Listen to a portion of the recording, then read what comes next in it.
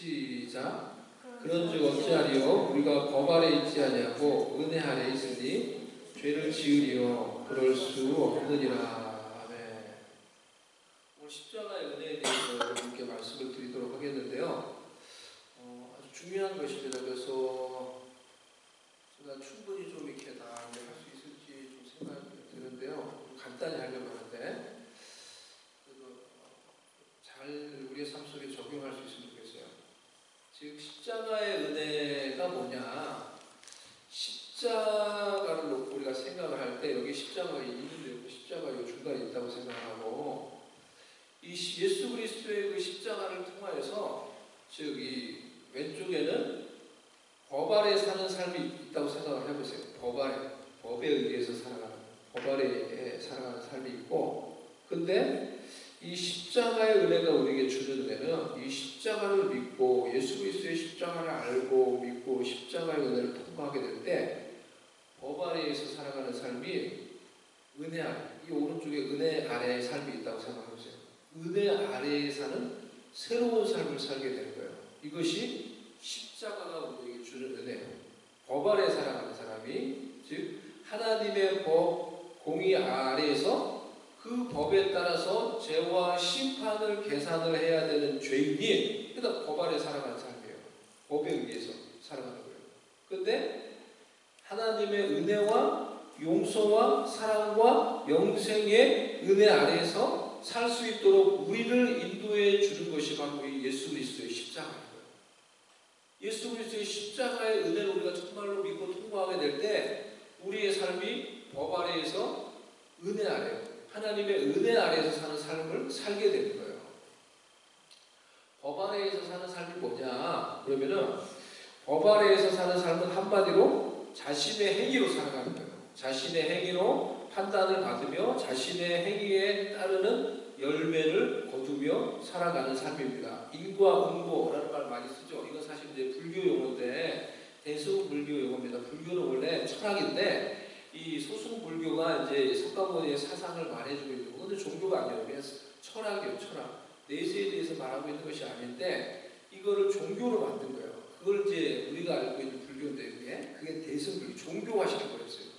종교. 원래는 이 불교는 종교가 아닌데 대승불교라는 종교로 만들었어요. 그런 대승불교에서 사용하는 어떤 거기서 나온 이 용어라고 하는데요. 인과응보. 그래서 이제 뭐 업보하고 관련이 있고 원리는 이거예요. 뭐예요?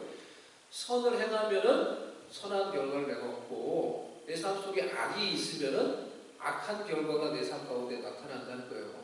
이게 인과응보이죠.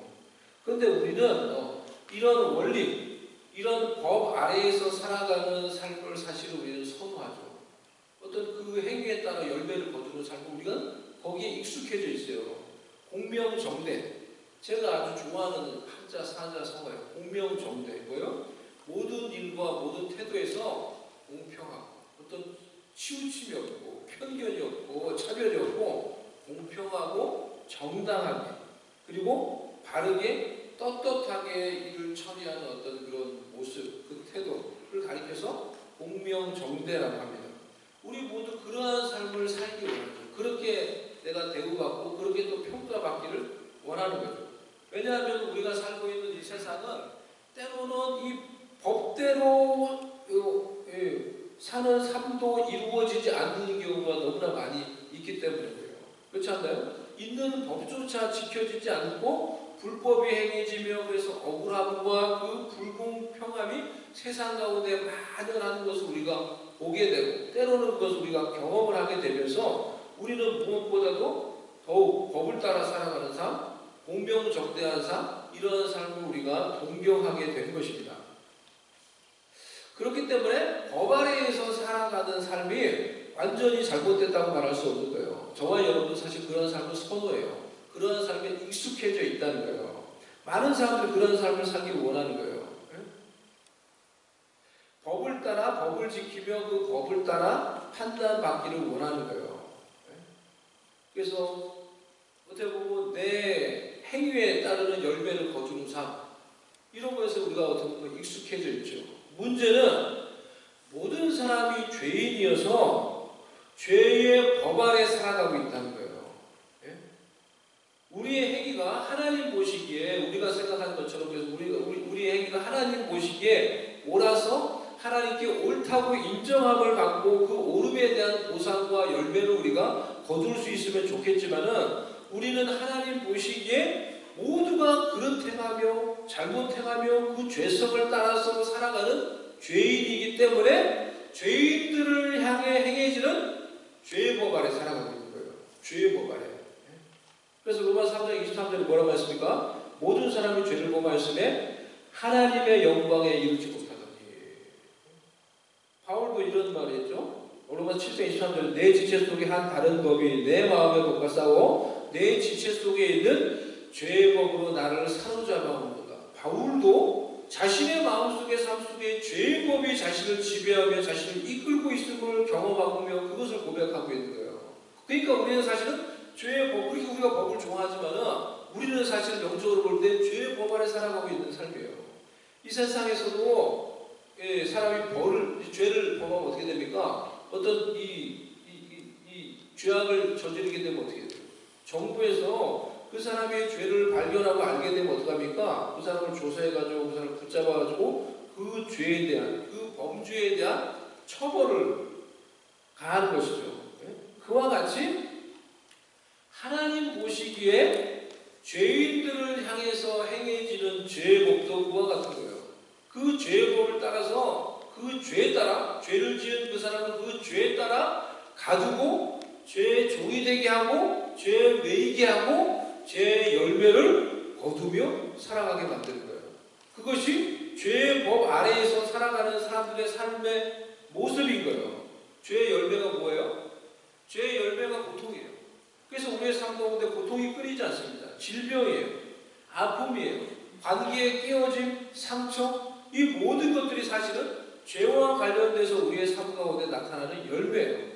우리는 하나님과의 관계에서 사람과의 관계에서 얼마나 많이 하나님이 정하신 법을 깨뜨리며 아픔과 상처의 열매를 스스로 먹으면서 또 그것들을 다른 사람들에게 전하는 삶을 살아가고 있는 것입니까?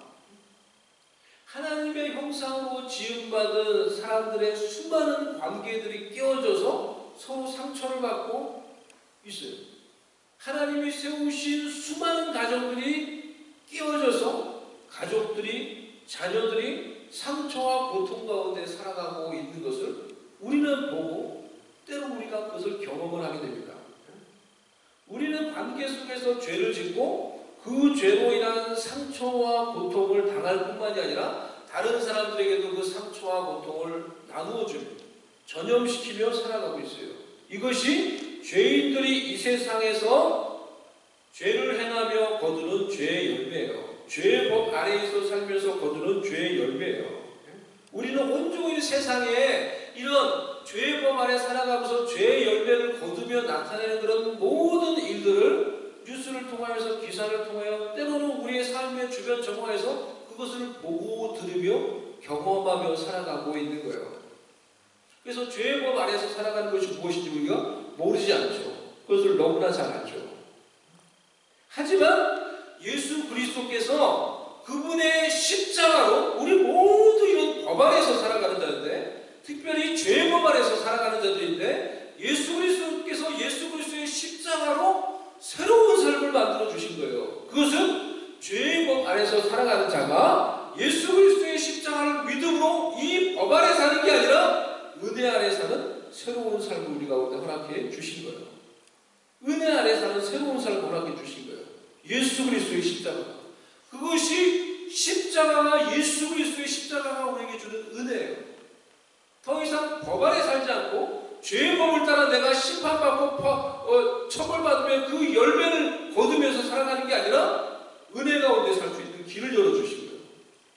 예수 그리스도의 십자가의 그 은혜와 능력이 구체적으로 무엇입니까? 이 십자가를 생각할 때 먼저 하나님 아버지와의 끊어진 끼어진 관계를 예수 그리스도의 십자가가 다시 회복시켜주는 거예요. 예수님의 그 십자가를 믿음으로 하나님 아버지와의 이 멀어진 끊어진 죄로 인해서 깨어진 그 우리의 관계를 다시 회복시켜주는 거예요.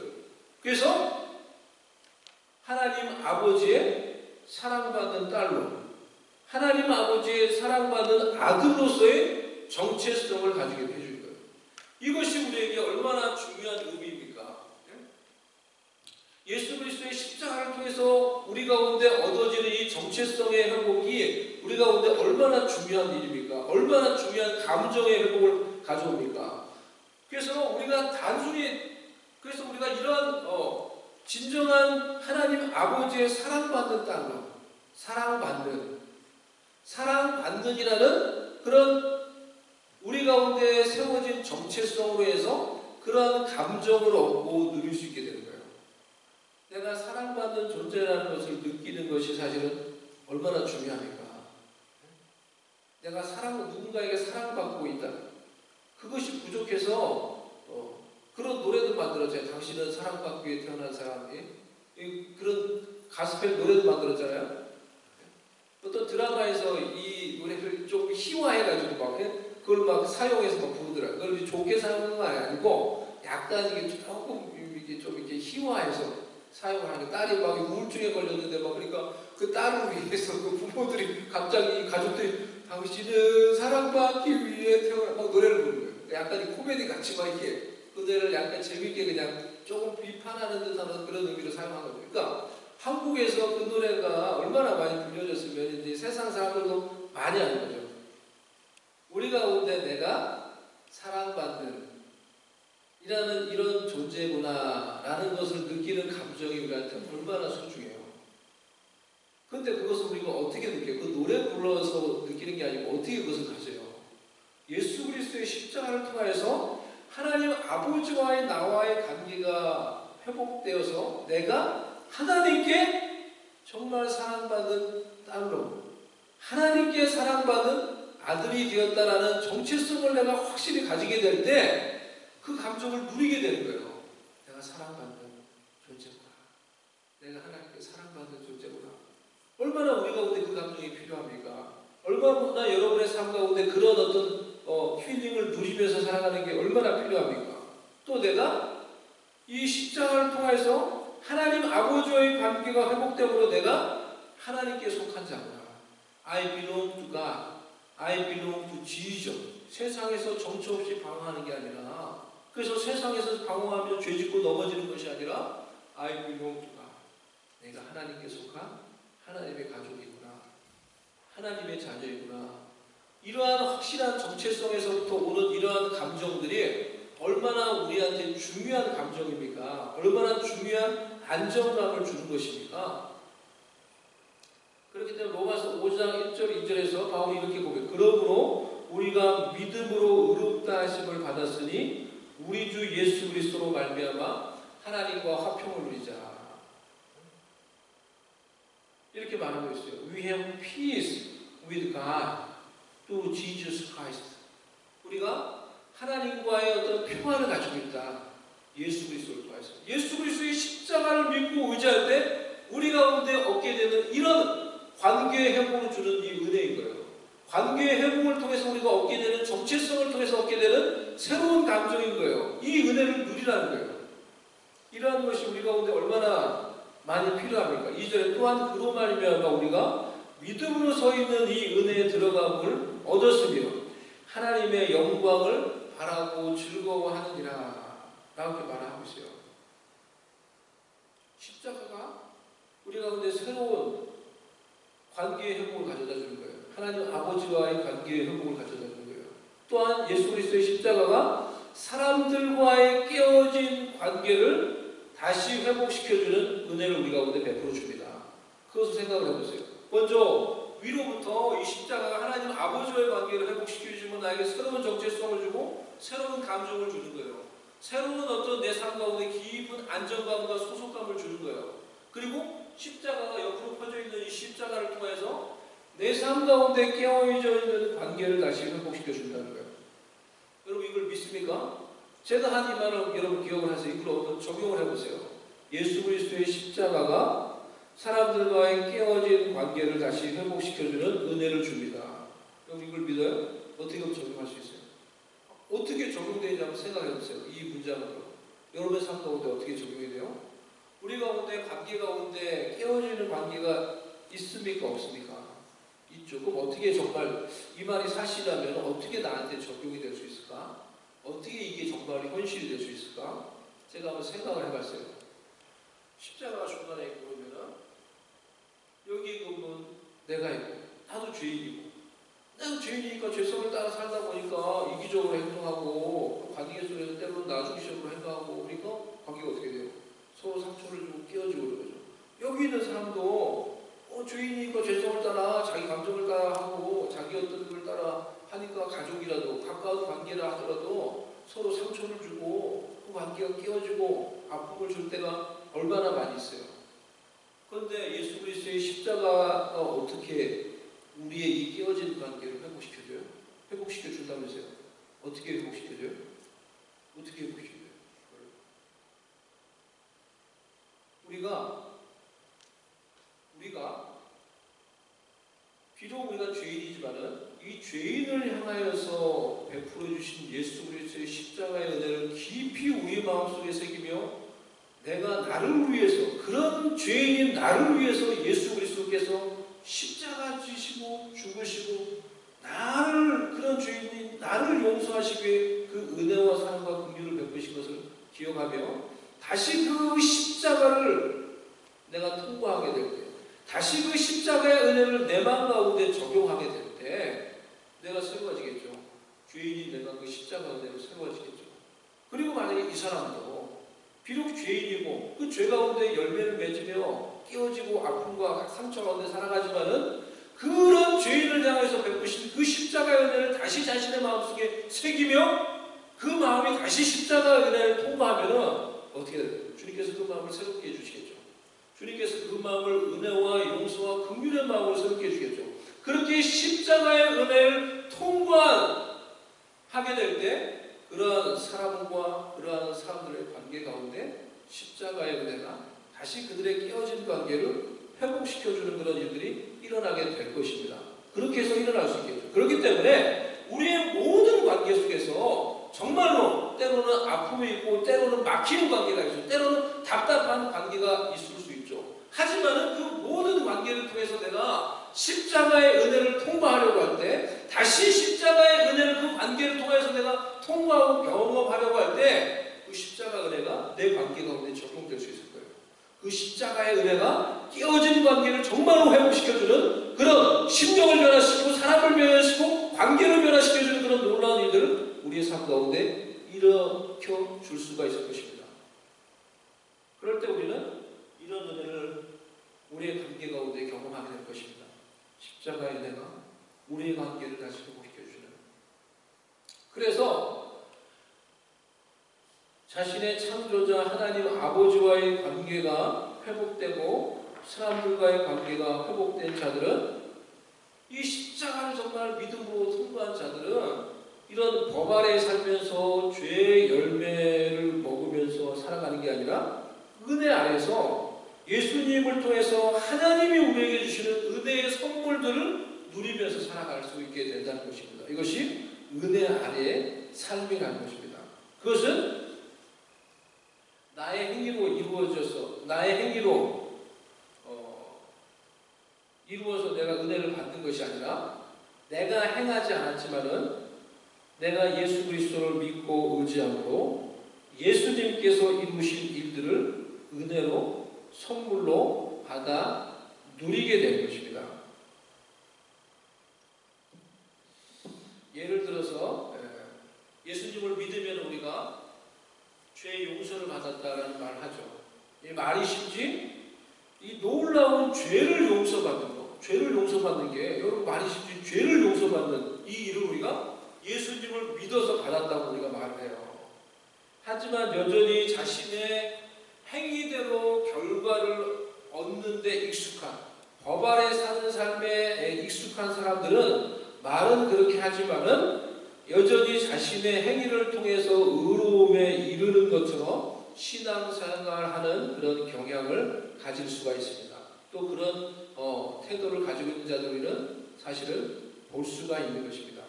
열심히 내가 신앙생활하고 봉사하고 또 무언가를 하고 헌금생활하고 무언가 하나님이 기뻐하시는 일을 행함으로 그래도 내가 하나님께 인정받는 자이지 그래서 내가 하나님께 의로운 자이지. 이렇게 스스로를 자신의 행위를 통하여서 인정하고 위안을 주는 것입니다. 여전히 자신의 행위를 의지하면서 신앙생활을 하는 것입니다. 예수님께서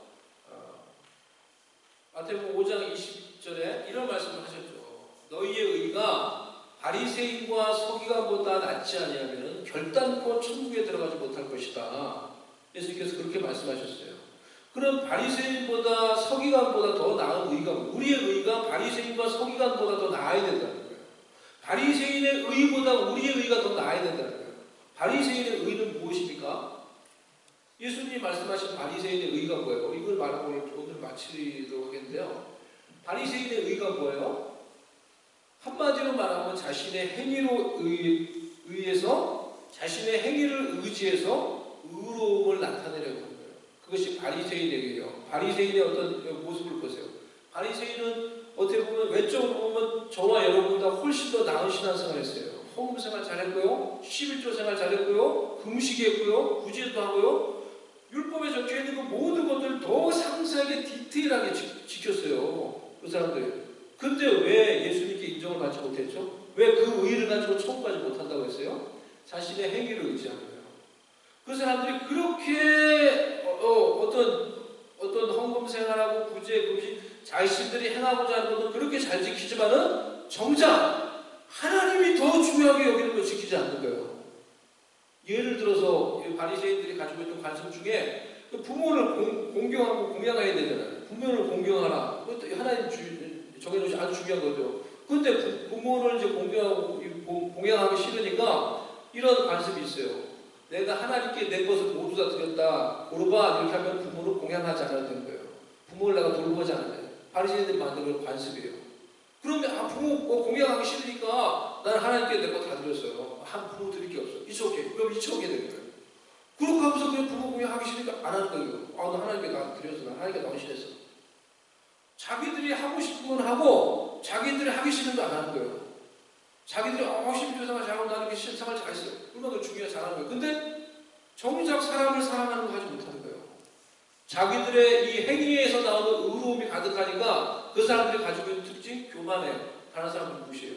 다른 사람 다 깔보고 무시하고 너희가 정작 이런 것들을 다 하지만은 하나님이 중요하게 여기는 인애와 자비를 보냈다는 거예요. 하나님이 정말로 중요하게 여기는 긍휼과 사랑을 보냈다는 거예요. 그것이 바리새인의 의예요. 자신의 행위에 의지하는 의예요. 내가 하나님의 말씀에 순종할지 불순종할지 여전히 자신이 주체가 돼서 자신이 선택하는 거예요. 그래서 이거는 선택하고 내가 이거 순종하고 이거는 순종하지 않아요.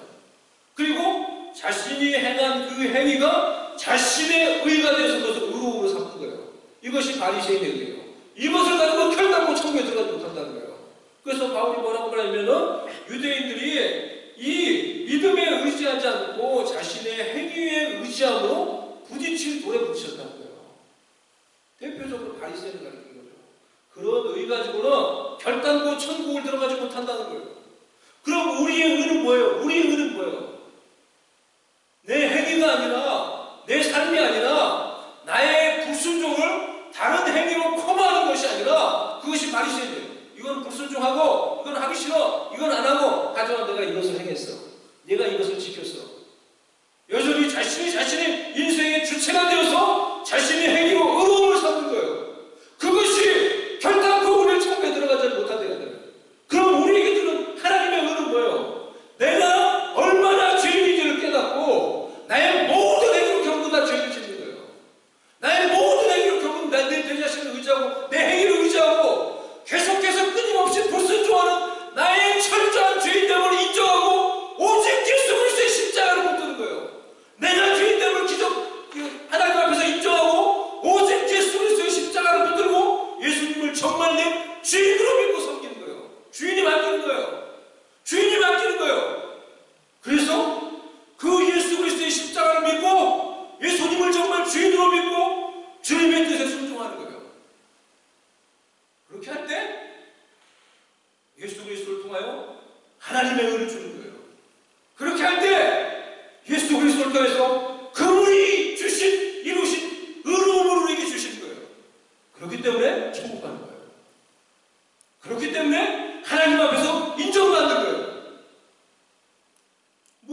의지하며 살아갑니다, 여러분. 여전히 우리가 우리 행위를 의지하며 살아갈 수 있어요. 내가 얼마나 이게 여러분 우리가 생각하면 무서운 말씀. 내가 나에게 적이 없어요. 내가 하고 싶은 거 하고 내가 하기 싫은 거 안 하고 그러면서 여전히 내 의로운 행위를 의지하면서 살아가는 게 아니에요.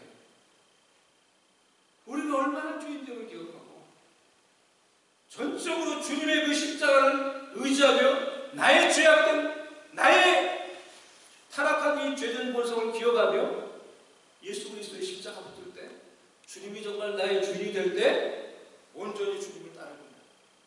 그리고 온전히 주님께 순종할 때 더 이상 이 내 행위에 따라 심판받는 이 법 아래 있는 것이 아니라 예수 그리스도의 십자가를 통하여서 하나님의 은혜로 하나님께서 예수님을 통하여 나에게 주시는 놀라운 은혜 그것을 받아들이는 거예요. 그게 하나님 주시는 은혜예요. 그것이 하나님 주시는 영생이에요. 그것이 하나님 주시는 모든 은혜 안에 있는 하나님의 선물로 주시는 거예요. 그걸 누릴 수 있는 삶을 살게 되었다는 거예요. 그렇기 때문에 여러분 우리가 이 예수 그리스도의 십자가를 붙들어야 되는 거예요. 이 예수 그리스도의 십자가를 통해서 정말 나의 죄인됨을 깨닫고 주님을 정말 주님으로 내가 인정하고 모시며 그 주님을 믿고 전적으로 주님을 따릅니다. 주님의 뜻에 순종합니다. 나는 마음으로 살아갈 때 십자가의 은혜가 나를 통과하게 돼요. 그 십자가의 은혜가 통과한 자들이 죄의 법으로부터 자유롭게 됩니다. 죄가 더 이상 주장하지 않는 하나님의 은혜 가운데서 의로움과 거룩함의 열매를 맺는 하나님의 뜻을 이루는